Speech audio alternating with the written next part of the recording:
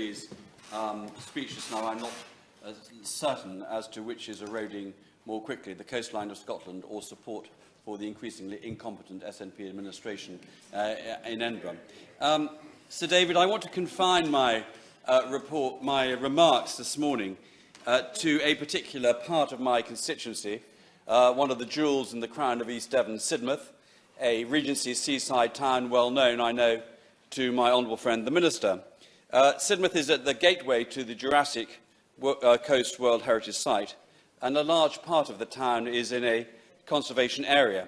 And Sir David, for years now, I have been working with a number of bodies and individuals in the town, not least the local councillors, Councillor Stuart Hughes and now Councillor Tom Wright, to try and resolve what has become an increasingly difficult problem, particularly for those residents of Cliff Road, overlooking Pennington Point, which has seen erosion year on year. Indeed, earlier in 2018, it was widely reported in the national press that Cliff Road was one of the most endangered roads in the UK due to coastal erosion. Equally, we are very dependent in Sidmouth on the southwest coastal path. We've replaced the Alma Bridge. But frankly, this has gone on for too long, the various different schemes. Over the years, I've had Sir James Bevan, the Chief Executive of the Environment Agency, down to see it. I've had Andrew Sells, who's in charge of Natural England. I even had the Right Honourable Member for North Shropshire, who was then the DEFRA Secretary, to come and look at this. And I believe that there are two issues really at stake here. One is the complexity of trying to get a satisfactory solution. And this is a complicated engineering issue here.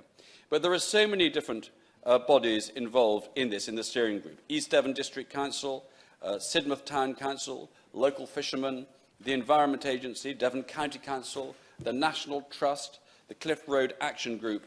And it seems to me that all of these groups have a rightful interest, but in a sense this has delayed the implementation of a scheme which can arrest the erosion that we are seeing, as I say, year on year.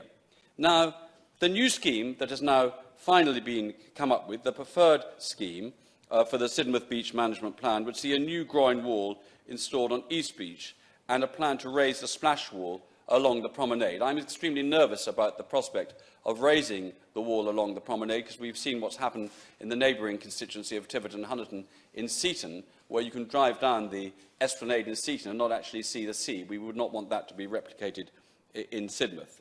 But this part of the £9 million project would last around 100 years. And the point is that we now have a funding issue. And the funding issue is that East Devon District Council need to raise £3.3 million, with the rest hopefully being secured from the Environment Agency. Work will begin in 2019 and be completed in 2020.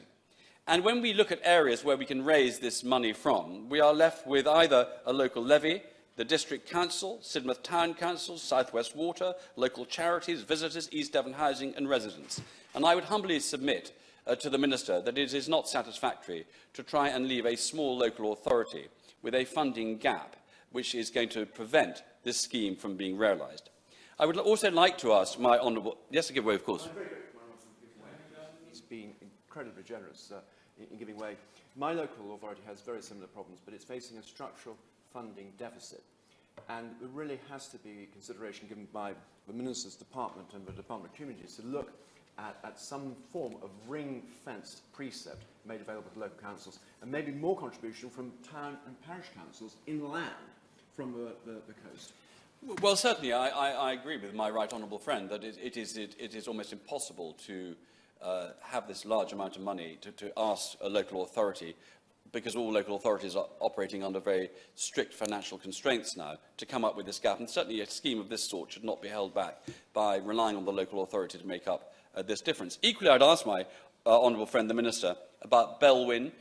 Can Belwyn be extended? Can my residents of Cliff Road, who have found it impossible to get mortgages, increasingly difficult to get insurance as they see their gardens disappear, what kind of compensation package can be provided for people like that? I very much hope that the whole area can be dealt with quickly. We need a master plan. It's my view we need a master plan for the whole Port Royal area along the Esplanade, but there's no point doing that until we have secured the Pennington Point and the rock revetment scheme, because that will indeed threaten the sewage works which are in the area, which could in due course flood the entire town.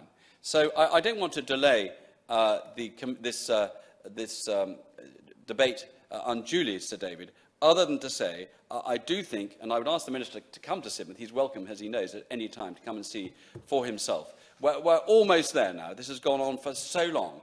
This needs to be done. We cannot wait any longer.